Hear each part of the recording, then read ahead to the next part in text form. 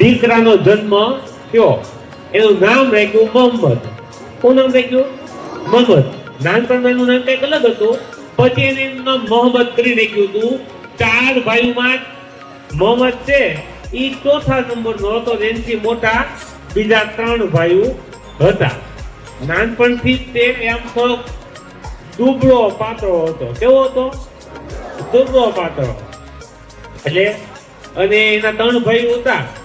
ઈ જેમ જેમ ઈ મોટો થતો ગયો એમ જે તે સમયે તો ઈ કબીલા એટલે એક પ્રકારના વણઝારા એટલે કે જંગલી પ્રજા, અને એ બધું અફઘાનિસ્તાનમાં. અફઘાનિસ્તાન એટલે મોસ્ટ ઓફ રણ અને પહાડી પ્રદેશ, એટલે ત્યાં પાણી માટે, ખોરાક માટે, દરેક વસ્તુ માટે સંઘર્ષ કરવો પડે, સર્વાઈવ કરવું પડે, ત્યારે તમે અહીંયા જીવી શકો. એટલે એની પ્રજા છે એ પહેલેથી જ તે લડાકુ. કેવી છે? લડાકુ પ્રજા પહેલેથી. કારણ કે જેને રોજ જીવવા માટે સંઘર્ષ કરવાનો હોય એનો પછી સ્વભાવ જ તેવો થઈ જાય લડાકુ. એટલે શરીર ખમતલ અને સ્વભાવ લડાકુ. એવો આ મોહમ્મદ હતો. એના પિતાની ઉંમર થઈ પછી એ કબીલાના સરદાર હતા, એક પ્રકારના રાજા કહેવાય, પણ નાના રાજા. બરોબર. એટલે એના મોટા ભાઈ હતો એનથી ઇસ્માઇલ, એને એના પિતાએ એનું રાજ સોંપ્યું કે ભાઈ હવે મારી પછી હવે તારે આનો રાજા બનવાનું છે. એટલે મોહમ્મદ હતો એ ચોથા નંબર હતો. જે તે સમયે તો રાજા બનવા માટે પોતાના પરિવારના સભ્યોના તે વિરુદ્ધ ષડયંત્રો થતા. એટલે મોહમ્મદે ષડયંત્ર કરી અને લડાઈમાં એનો જે ભાઈ રાજા બનાવ્યો હતો એને મારી નાખ્યો, અને પોતે હતો ઈ ગઝનીનો રાજા બની ગયો. શું બની ગયો? ગઝની શહેરનો રાજા. પણ વારંવાર આજુબાજુના જે નાના નાના કબીલા હોય ઈ લડાઈ કર્યા કરે. શું કર્યા કરે? લડાઈ. એટલે રાજા બને એને વરસનો મોટા ભાગનો દિવસ આવી લડાઈમાં કાઢવો પડે. એમાં જો એકાદી લડાઈમાં હારી ગયા એટલે સીધું મૃત્યુ.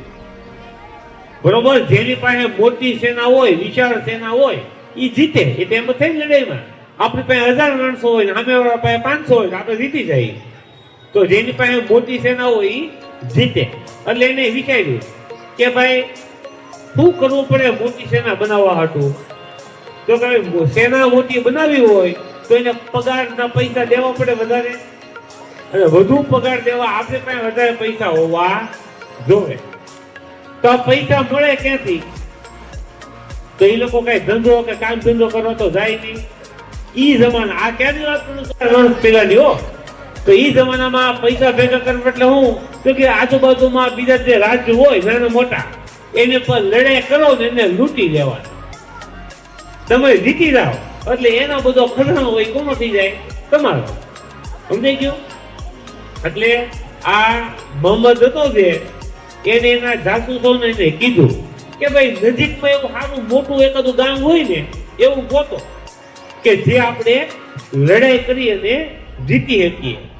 એટલે એમાં એક જાસૂસે એવી બાતમી આપી અમુક વર્ષે કે ભાઈ આપણે અફઘાનિસ્તાનમાં તો જે ગામ છે ને એ બધા તો આવું છૂટક ફૂટક છે, પણ તમે ભારત જાઓ તો ત્યાં સોમનાથ નામનું એક સ્થળ છે, એ હિન્દુ ધર્મનું મંદિર છે. કે એની જાહો દલાલી એવી છે કે આપણી હાથ પેઢી બેહીને ખાઈને તોય નહીં ખૂટે. એટલે ઈ એકવાર તમે જીતી લ્યો ને એનો ખજાનો લૂંટી લ્યો તો પછી બીજું કાંઈ તમારે કોઈને યુદ્ધ કરવું પડશે નહીં. અને આ ભાઈ તો પહેલેથી જ થોડોક કેવો લાલચુ હતો. 1971 માં જન્મ થયો હતો. 1924ની સાલમાં એને આ સમાચાર મળ્યા. 971 માં જન્મ થયો ને 1024 માં સમાચાર મળ્યા. બરોબર. એને એટલે એને ધીમે ધીમે તૈયારી શરૂ કરી અને 50,000 નું સૈન્ય ભેગું કર્યું. કેટલાનું? 50,000 સૈનિકોનું. હવે આપણને એમ થાય કે એની પાસે પૈસા ક્યાંથી આવ્યા છે એટલા બધા? પહેલા તો પૈસા હતા નહીં. તો એ જે સૈનિક ભેગા છે ને એને કોઈ પગાર નહોતો આપ્યો. એને શું કીધું કે બતાવ્યું કે હું તો આટલો બધો ખજાનો ત્યાં છે એવું લૂંટવા જાઉં છું, તમે જે મારી હારે આવશો ને એ બધાને એમની ભાગ મળશે, એટલે તમે સૈનિકને મારા ભાગીદારી કે આપણે જે કઈ ખજાનો હાથ પડે ને એ હરકા ભાગે વેચી લેવાનો. એટલે બધાને એમ થયું કે ભાઈ આટલો બધો ખજાનો મળવાનો હોય તો આપણે તો જવું જોઈએ. એટલે બધા સ્વેચ્છાએ તૈયાર થયા અને 50,000નું સૈન્ય છે એ કૂચ કરતો કરતો અફઘાનિસ્તાનથી શરૂ થઈ અને લાહોર ને પેશાવરના રસ્તે ગુજરાતમાં રણના રસ્તે પ્રવેશ કર્યો. કયા રસ્તે? રણ, આપણું રાજસ્થાનનું રણ છે ને ત્યાંથી. અને 1026 ની એક્ઝેક્ટ આ દિવસે એટલે કે 6ઠી જાન્યુઆરીના દિવસે, કઈ જાન્યુઆરી છે? 6ઠી જાન્યુઆરી દિવસે એને સોમનાથનું આપણું મંદિર છે ને, જોયું તો બધા સોમનાથ, એની ઉપર હુમલો કર્યો. જે તે સમયે સોમનાથની રાહો જલાલી ખૂબ અદ્ભુત હતી. સોમનાથનું મંદિર આખા ભારતમાં, આખા દુનિયામાં કોઈ રાજા પાસે ન હોય એટલો ખજાનો આ સોમનાથના મંદિર પાસે હતો. કારણ કે કોઈ પણ ભક્ત આવે, રાજા મહારાજા આવે, એને ભેટ કરે. આપણે અત્યારે તો આપણે ખાલી દર્શન કરવા જઈએ બગદાણા, તોય તો 50 રૂપિયા 100 રૂપિયા દાન પેટીમાં નાખતા આવી ને. કાં તો સોમનાથ મંદિર તો રાજા મહારાજાઓનું આસ્થાનું કેન્દ્ર હતું. એટલે એનું જે ખજાનો હતો, બરોબર. પણ પ્રશ્ન એ તો કે એની રક્ષા કરવા વાળા સૈનિકો બહુ સજ્જ નહોતા. આમ જોઈએ તો વ્યવસ્થિત રીતે કહો ને તો એની રક્ષા કરવા માટે કોઈ સૈનિકો જ નહોતા. એની રક્ષા કરવા માટે સૈનિકો જ નહોતા. શું કામ? કારણ કે આપણને કોઈને એવો બંધ સપને ખ્યાલ નહીં કે આ ભગવાનનું મંદિર છે એની ઉપર કોઈ હુમલો કરે, બરોબર. આ ગઝનીનું જે સૈન્ય આવી ચડ્યું એને આ સોમનાથના મંદિર પર હુમલો કર્યો. સોમનાથનું મંદિર ખંડિત કર્યું અને અઢળક કહી શકાય એવી ધન સંપત્તિ છે એ લૂંટીને ગયા. એ જે હુમલો થયો હતો એ તારીખ હતી 6 જાન્યુઆરી 1026. કઈ સાલ? આજથી એક્ઝેક્ટ 1000 વર્ષ પહેલા. અને એ હુમલો કરી અને લૂંટી અને અહીંથી પાછો ફરી વાર એ રણના રસ્તે તે રિટર્ન થયો. જોકે રસ્તામાં હુમલો કરી અને સોમનાથની લૂંટ તો આપણે બતાવી ન હોય ક્યાં, પણ અમુક જે આપણા ગુજરાતના શાસકો હતા, બરોબર, એને પ્રયત્ન કર્યો ભીમદેવે એને આને રોકવાનો. પણ ભીમદેવ ત્યારે આની ગઝનીની સેનાની સરખામણીમાં બહુ નબળો એનું સૈન્ય હતું, એને રોકી શક્યા નહીં. રસ્તામાં એનું સૈન્ય રાજસ્થાનમાં ક્યાંક ભૂલું પડ્યું રણ પ્રદેશમાં અને ઘણી એની નુકસાની થઈ. પણ તોય તે સોમનાથને લૂંટી અને એ 1027માં રિટર્ન ગઝની પહોંચી ગયા હતા. તો આ આપણો જે સોમનાથ મંદિર જે છે, જોકે એ આસ્થાનું કેન્દ્ર હતું. એટલે ટૂંક સમયમાં તેનું ફરીવાર જીર્ણોદ્ધાર થઈ ગયો અને ફરીથી એને પોતાની ભવ્યતા પ્રાપ્ત કરી લીધી. પણ આજે પ્રથમ જે હુમલો થયો હતો 1026માં, એને આજે 1000 વર્ષ પૂરા થયા છે.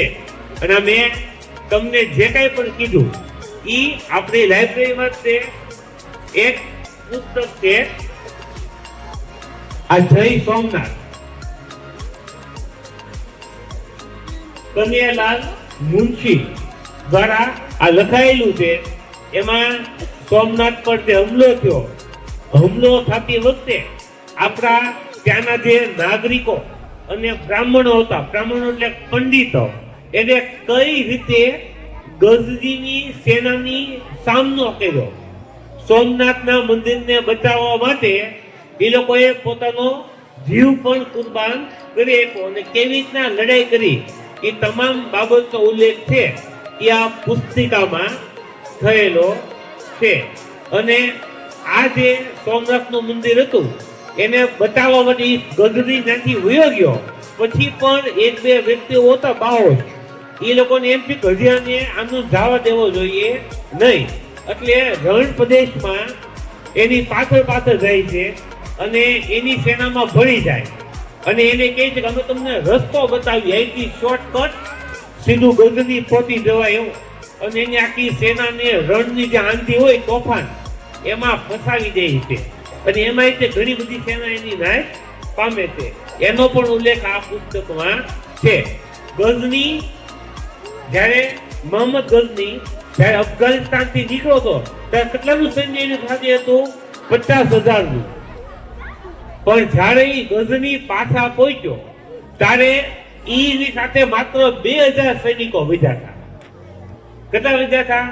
2,000. બાકીના 48,000 હતા એ આ લડાઈમાં ને એમાં ખપી ગયા હતા અથવા મૃત્યુ પામ્યા હતા. પણ એના માટે માનવ જીવન કરતા ખજાનો વધુ મહત્વનો હતો એ સંસ્કૃતિમાં. આપણી સંસ્કૃતિમાં માનવ સેવા એ જ પ્રભુ સેવા એ મહત્વનું છે, એટલે એને એ જીત તરીકે વર્ણવે છે.